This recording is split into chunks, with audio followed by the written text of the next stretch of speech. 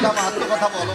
এই মহামাননী লীলা মাহাত্ম্যর কথা একবার খুলে বলো বাবা, খুলে বলো। শোনো ভক্তগণ, শোনো ভক্তগণ, প্রাচীনকালে দেবতা আর অসুরেরা প্রাচীনকালে দেবতারা আর অসুরেরা সমুদ্র মন্থন করে সমুদ্র মন্থন করে সমুদ্র মন্থন কালে সমুদ্র মন্থন কালে উঠে আসে বিষের ভাণ্ড। উঠে আসে বিষের ভাণ্ড। মহেশ্বর সেই বিষ মহেশ্বর কণ্ঠে ধারণ করে, নিজের কণ্ঠে ধারণ করে। তাই তো তার এক নাম তাই তো তার এক নাম নীলকণ্ঠ। নীলকণ্ঠ।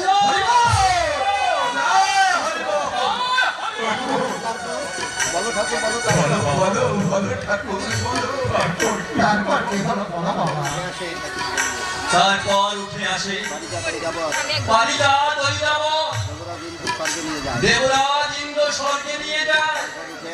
তারপর উঠে আসে মহালক্ষ্মী সাগর দহিতা বাড়ি। মহাবরণীয় সাগর দহিতা বারণী স্বয়ং নারায়ণ মহালক্ষ্মীকে স্বয়ং নারায়ণ মহালক্ষ্মীকে গ্রহণ মহালক্ষ্মীকে গ্রহণ করে, বারণী দেবীকে কিন্তু বারণী দেবীকে কেউ গ্রহণ করলেন না। কেহ গ্রহণ করলেন না।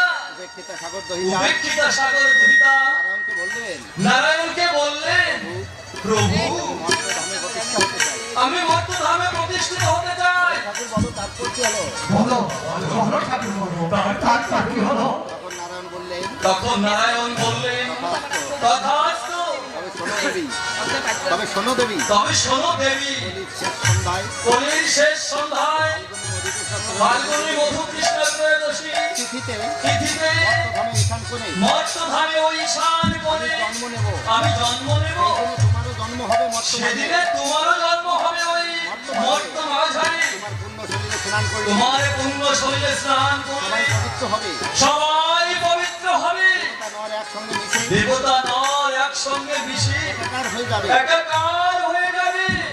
পূর্ণ লাভ হবে। তখন সকল তীর্থের পূর্ণ লাভ তখন সকল তীর্থের পুণ্য লাভ হবে পরশে।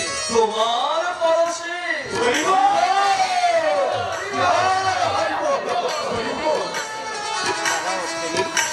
বাবা অশ্বিনী, বাবা বহুদিন তোর সুললিত কণ্ঠে গান শুনিয়া, তুই একটা গান শোনা বাবা।